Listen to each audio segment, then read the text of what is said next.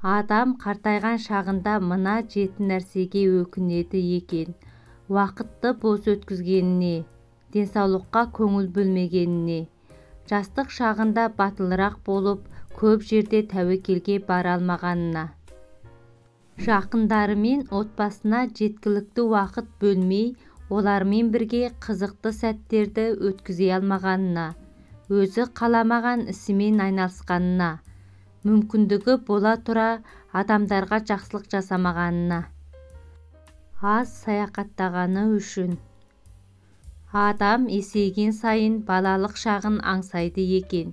Әрине, өмірдің қиыншылықтары мен ауыртпашылықтарына мойымау керек, бірақ кейде өмір өзі сындырып, сосын орнынан қайта тұрғызады. Өмір сүруді өзің үйренбесең, өмір саған қаталырақ жолмен үйретеді. Жастарға ақыл айту қарыз, өнеге үйрету парыз, тәжірибе ұқтыру міндет. Бұл үшеуін айтпаса қарт кінәлі, ұқпаса жас кінәлі. Жастық шақта өмірдің бар қызығы әлі алда деп ойлаймыз. Сондықтан біз қазірге аса мән бермейміз. Көптеген істі кейінге қалдыра береміз. Бірақ есейгенде өткен қателіктерді ойлап, өкінгенше өз өміріңді қазірден бастап қолға алған дұрыс. Үлкен сабақ аларсың өмірден де, сене берме себепсіз көрінгенге. Қолдап жүрген жандарға қолыңды соз, қорлап жүрген жандарға көңіл бөлме. Жамандасын сен бірақ жамандама, Алла сенің қорғаушың алаңдама. Тырнағының астынан кір іздейді, тырнағыңа татымас адам ғана. Айлығы аз жұмыс, қадіріңді білмейтін жарты жарыңыз, сіз берген мейірімді қайтармаған бала шаға, еш нәрсеге де таңғалуға болмайды. Осы жылдың ішінде сан сүрініп құладым, өмірден де түңіліп, өкініп те жыладым. Қуаныштан шаттанып, енді күле бастасам, қатал тағдыр тағы мені сынадың. Біреудің артық асы бар, біреудің артық басы бар, аузы аңқиған қара жер, бәріңді бір күн жасырар. Бір адамды түрі үшін жақсы көрсең, ертең көркі қартайғанда оған деген махаббатың өшеді. Бір адамды тапқан мүлкі, байлығы үшін жақсы көрсең, ертең ақшасы біткенде оған деген құрметің азаяды. Ең дұрысы Алла разылығы үшін жақсы көру. Алла разылығы үшін жақсы көру дегеніміз адам бойында Алла сүйетін істері болған үшін ұнату, мәңгі таусылмайтын, түсірілмейтін шынайы махаббат осы. Көп адам өзінің ақшасының жоқтығының себеп-салдарын сырттан іздейді. Сөйтіп, халықтың ақшасын жеп отырған жемқорлар екен. Байып жатқандардың барлығы тоқпағы мықтылар мыс, жағдай жасамай отырған үкімет. Көмектескісі келмейтін туыстар мен достар, әлемдік дағдарыс деп шала бүлінеді. Былайша айтқанда, шынына келсек, жалқаулығын осылай бүркемелейді.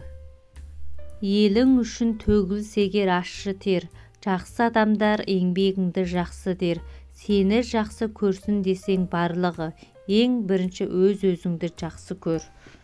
Тірлігіне қарап тұрып таңдана, тіліндегі уын шашар сонда да. Мына сені өсектейді отырып, қолдарынан түк келмейтін жан ғана. Алдарыңнан шықса дағы қандайсың, қыран болсаң сыннан биік самғайсың. Кешіре сал біреу сені ренжітсе, кешіргеннен кішірейіп қалмайсың. Мейіріммен шуақ шашып маңайға, көмегіңді көрсете біл талайға. Мың арманнан аттап өту керексің, бір арманға жету үшін қалайда. Сол үшін де өз-өзіңді жақсы көр. Алдарыңнан шықсын десең жақсы жол.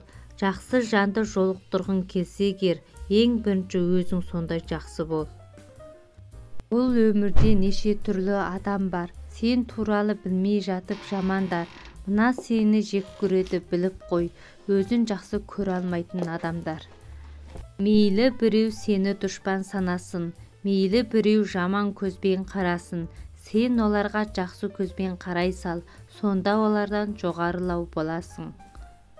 Адамның жаманы болмайды, артық сөйлеп қағынбаса, жақсылықты серік етіп жаман ойға бағынбаса.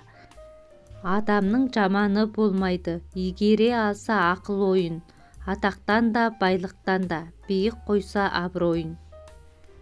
Адамның жаманы болмайды, кемшілігін жоя білсе, алдындағы қара шаймен қара нанға тоя білсе. Бақыт та байлық бірақ шектеулі, асың барда дос жина, ақылың барда ес жина, еңбегіңнің нанын же, халқыңның қамын же. Қиял көп, ақиқат біреу, осыны білсең ақылыңа тіреу. Бақ қонады ұл таңдап, қонақ қонар үй таңдап, болымы жоқ бозбала, бейнеттен қашар бұлтыңдап. Ер адаммен сөйлессең, ауыл аймағын айтады, қала адамымен сөйлессең, үйіндегі жиған тергенін айтады. Қыр адамымен сөйлессең, бота менен тайлағын айтады. Ал тексізбен сөйлессең, қайдағы жайдағы аузына келгенін айтады. Дүниенің тұтқасы еркекте, кілті әйелде, сыры данада, қызығы балада. Жақсымен өткен әр күнің, жасына қосқан жыл болар, еліне қосқан үлесің, ұрпаққа кейін жыр болар. Аз сөйлер де көп тыңдар, қас асылдың баласы. Өлімнің қақпайтын есігі, өсектің кірмейтін тесігі жоқ. Данышпандар өз ғасырында туады, өзге ғасырда әйгілі болады. Екі тентек таныспай жатып ұрыса кетеді, екі қу сөйлеспей жатып ұғыса кетеді. Жаманның кесапаты тірісінде, жақсының шарапаты өлгеннен кейін де тиіп жатады. Баланың да баласы бар, бірі бағың, бірі сорың. Өзің осал болсаң да, ұрпағың ұлы болсын. Қыз кетеді, жиен келіп тұрады, келін қолда, бірақ ұлыңды бөліп тұрады. Бір байдың байлығы, екінші байдың ұйқысын қашырады. Арамдық жасаған адамның өмірі алаңдаумен өтеді. Қысқа сөйле, аз сұра, тез кет. Балаға 10 рет айтқанша 1 рет көрсет. Таң атқанда талпынбасаң, кеш батқанда алқынарсың. Қазіргі заманда ақ көңіл болу сән емес, ақ көңіл адам қудың қалтасын, өсекшінің аузын толтырады. Бұл өмірің өтпеу үшін құр босқа, жүрегіңді ашу керек шын досқа. Сыйласатын 1000 адамның болса да, жетпейді екен сырласатын бір досқа.